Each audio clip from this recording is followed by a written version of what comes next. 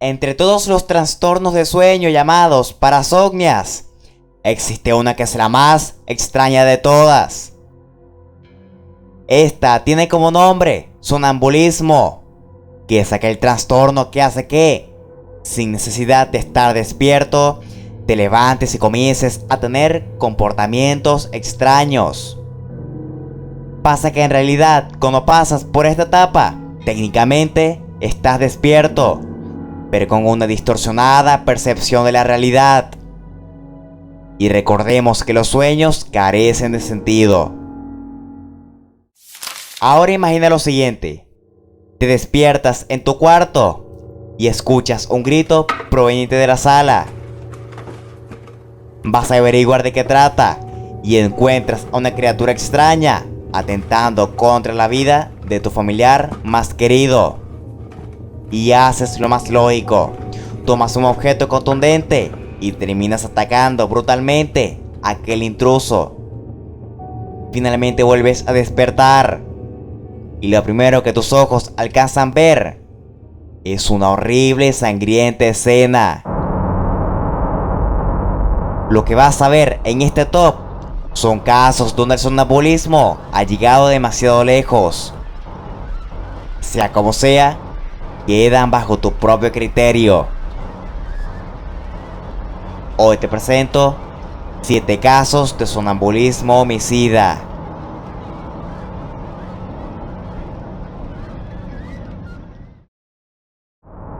Número 7. Albert Tyrrell, un hombre que nació en el año 1820, un padre de familia que en su momento asesinó brutalmente a su segunda esposa llamada Maria Bridgeford, degollándola brutalmente hasta el punto de casi quedar decapitada. Tyrrell al final vio lo que había hecho y escapó hacia Nueva Orleans, solo para ser atrapado 2 meses después y ser llevado a un juicio por asesinato. Durante el juicio, Tyrrell alegó no recordar nada de aquel hecho, que todo era una simple mentira y que se están equivocando de persona. Sin embargo, los testigos afirmaron verlo en la escena de crimen y además la víctima tenía conexión con el asesino.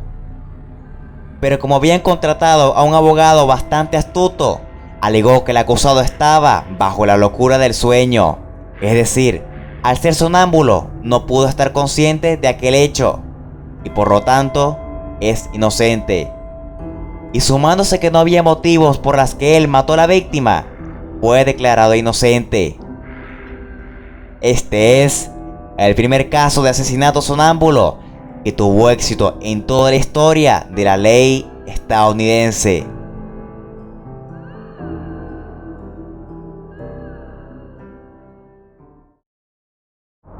Número 6.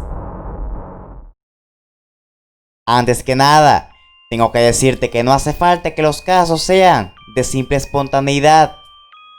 Obviamente tienen antecedentes. Y este es el más notable.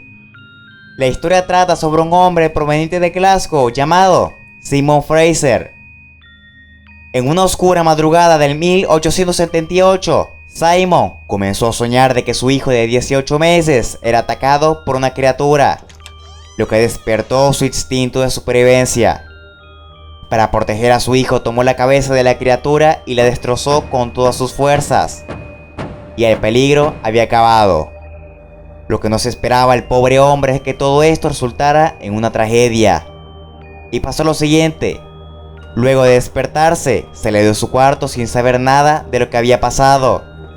Y ahí fue donde encontró a su hijo tendido en el suelo, de la misma manera en la que dejó a la criatura de sus sueños. Y luego del largo juicio en la que fue sometido, se le declaró inocente de todo cargos. Pero, ¿por qué? Porque Simon Fraser esconde un historial bastante oscuro de ataques violentos mientras estaba dormido. Se especula de que el juez había ordenado tomar medidas contra sus parasomnias, pero eso es un misterio. Número 5.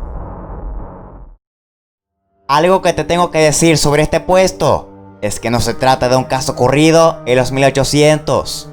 Esta vez es del siglo XXI. Se trata de Joseph Anthony, un hombre que anteriormente había pasado por una gran crisis financiera provocada por estar desempleado por 2 años. Toda esta ansiedad provocó que semanas antes de lo sucedido desarrollara un insomnio que lo había vuelto más pálido y cansado que antes. Él era un padre amoroso, incapaz de hacerle daño a los demás, y mucho menos a su propia familia. Lamentablemente ocurrió una excepción, y en una noche sonámbulo, caminó hacia donde estaba su hijo de 4 años y sin siquiera dar explicaciones, lo estranguló provocando su muerte. Posteriormente fue al cuarto de sus 2 hijos mayores, donde también hizo lo mismo, aunque los 2 tuvieron suerte y sobrevivieron para contarlo. Después se trincheró en la oficina de su casa y ahí mismo se autolesionó. Horas después lo llevan a juicio por fin, pero nada dio resultado, y en vez de homicidio involuntario, fue declarado inocente, para desgracia de los demás miembros de su familia. Todo esto ocurrió en nada más y nada menos que en el 22 de septiembre del 2010. Número 4. El siguiente caso, más que tratarse de un cuento de horror, es más bien una especie de película de misterio y a la vez acción, donde se demuestra perfectamente que, hasta en la vida real, el mismísimo protagonista puede tener tan inmensa valentía. Se remonta en 1883 en París, Francia. Un comerciante fue encontrado muerto en una de las playas de la zona. Se determinó finalmente que su causa de muerte fue una herida de bala. Ahí fue donde un detective de gran reputación llamado Robert Ledru se encargó de investigar la escena de crimen. Sin embargo, el resultado de sus investigaciones se hacía cada vez más aterrador. Primero, al asesino le faltaba el dedo gordo del pie derecho, algo que justamente al mismo detective también le faltaba. Segundo, aparentemente el asesino pisó los charcos de la playa y el detective había despertado con los pantalones mojados. Y esto fue más bien una escena de suspenso. Ledru llegó a su punto de quiebre cuando, luego de analizar las huellas balísticas, determinó finalmente que la bala coincidía perfectamente con su misma arma de fuego. El detective Robert Ledru era el verdadero responsable del crimen y además lo hizo mientras estaba dormido. Finalmente, con todo temor, se entregó y luego de una prueba en donde se le dejó dormir con un arma cargada, se determinó que además de ser el responsable del crimen y por ende un sonámbulo homicida, también fue considerado una amenaza para la sociedad y lo exiliaron a una granja vigilado por sus últimos 50 años de vida.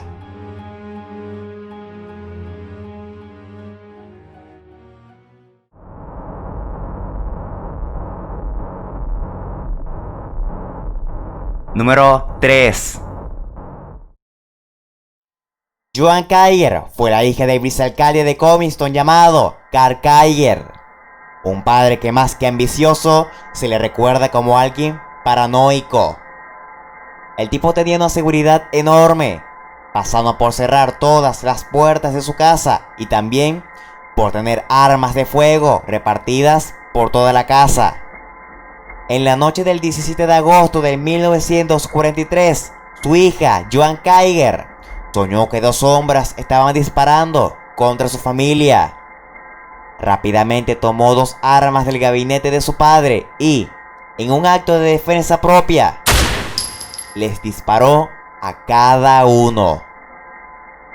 Posteriormente, al despertar, se dio cuenta de que las 2 sombras a las que ella había atinado 15 disparos mortales eran su padre y su hermano de 6 años. Joan fue juzgada individualmente por el asesinato de su padre y de su hermano. Y al no existir motivo de asesinato y por las grandes incongruencias que tuvo en el proceso de hipnosis, fue declarada inocente del asesinato de su hermano. Y de su padre, nada que esperar. Simplemente hubo un acuerdo de culpabilidad en el que resultó internada en un hospital psiquiátrico por 1 año. Número 2. Cuando buscas sobre sonambulismo homicida, lo primero que te sale es el caso de Kenneth Parks, un hombre que acabó con la vida de sus suegros estando dormido. Este caso, si bien fue el candidato para ser parte de este segundo puesto, desgraciadamente fue superado por otro muchísimo más espantoso que por suerte encontré en un documento de crímenes de homicidio sonámbulo. Y trata sobre Matthew Phelps, un hombre de 29 años cuyo caso es muchísimo más reciente que el quinto puesto. Y pasó lo siguiente: Matthew, debido a la congestión nasal, tomó una gran dosis de medicina para la tos antes de dormir. Y cuando despertó, notó que toda su ropa estaba manchada de sangre, además de un cuchillo de cocina que estaba cerca de él. Decidió salir de su cuarto para saber qué pasaba y encontró lo que pudo ser lo peor que en toda su vida haya presenciado. Su esposa estaba tendida en el suelo, ensangrentada. Así que sacó el teléfono y marcó al 911, que te mostraré a continuación. I have blood all over me and there's a bloody knife on the bed. And I think I did it. Okay, do you think she is beyond any help? I don't know. I'm too scared to get too close to her. I took more medicine than I should have. You didn't deserve this. Why?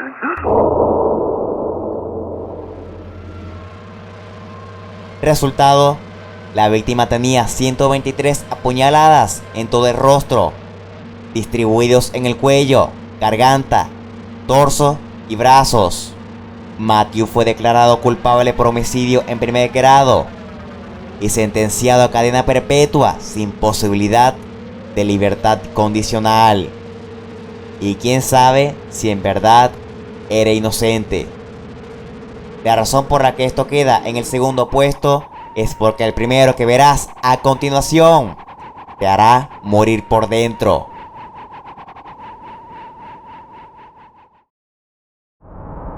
Número 1.